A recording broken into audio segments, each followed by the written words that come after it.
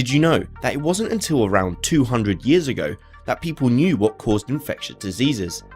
Before that, they believed one cause was bad air, and so they carried around bunches of sweet-smelling flowers to sweeten the scent of the air and prevent disease.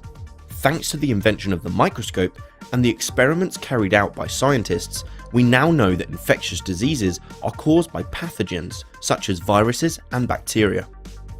In this video, we're going to look at how bacteria can cause disease in humans.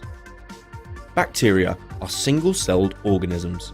They cause disease by entering the body, multiplying and releasing toxins that damage cells. There are a number of diseases in humans that are caused by bacteria. Let's take a closer look at a few. First off, we have Salmonella, a type of food poisoning caused by Salmonella bacteria, which causes fever, abdominal cramps, vomiting and diarrhea due to the toxins the bacteria release. Catching Salmonella can be avoided by practicing good kitchen hygiene. Chicken should always be cooked all the way through to kill any Salmonella bacteria that are lurking in the meat.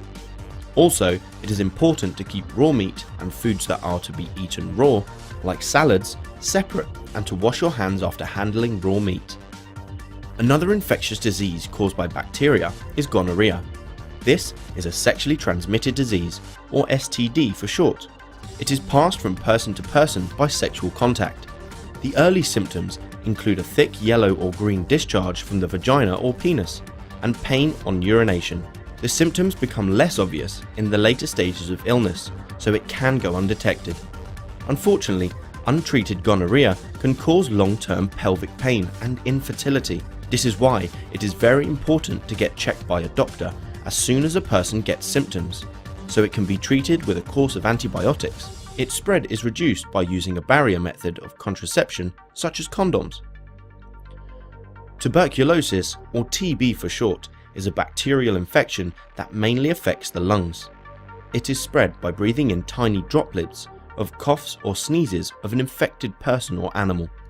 Symptoms of TB include a persistent cough, which may bring up blood, fever, tiredness and swellings in the neck. TB is a serious condition, but it can be cured if it's treated with the right antibiotics. The number of cases of TB in many countries has been reduced by the use of vaccination. Another bacteria causing illness are stomach ulcers.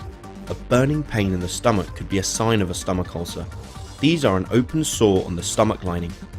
It used to be thought that stomach ulcers were caused by stomach producing too much acid, brought on by eating spicy food or stress, but we now know that in fact they can be caused by an infection with Helicobacter pylori bacteria. The discovery was made in 2005 by two researchers. To provide evidence, one of the scientists infected himself with a bacteria to prove that it caused stomach ulcers. Now that is dedication to their work. So, those are a few examples of when bacteria cause illness in humans. But don't be fooled into thinking all bacteria are bad. In fact, lots of bacteria are important to our survival. We have billions inside our digestive system that help us break down different foods. If you liked the video, give it a thumbs up and don't forget to subscribe. Comment below if you have any questions. Why not check out our AddyESchool app as well?